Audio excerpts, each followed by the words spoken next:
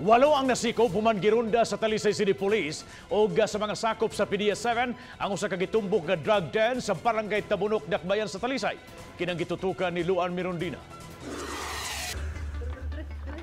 Arestado ang gitumbok nga nagmentenar o drug den sa sitio Dawis, Barangay Tabunok nga si Jerome Relado. Nasikop usab ang laing 7 ka mga lalaki nga gikatahong naaktuhang migamit og gidiling drogas. Usa kanila ang igsuon ni Jerome nga si Jordan. Gibutyag sa Deputy Regional Director sa PDEA-7, Thesa Albanyo Chosen, nga sulod sa 2 ka semana nilang gipaubos sa surveillance ang dapit. Dihang nakonpermar, gilusad nila alas 7 kagabi ang buy-bust operation. So kani si main subject natin na si Jerome, allegedly he is supplying approximately 5 grams a week. That is 5 grams of shabu per week. That siguro 40,000 na siya.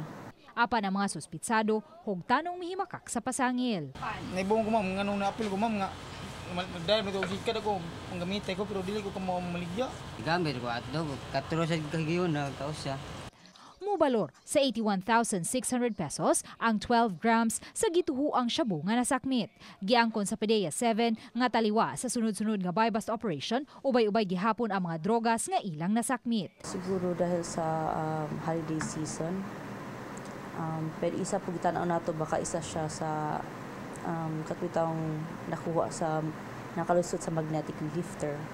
That is why ang PDEA is not only implementing na intensification sa anti-drug operation, but you carry out a holistic approach.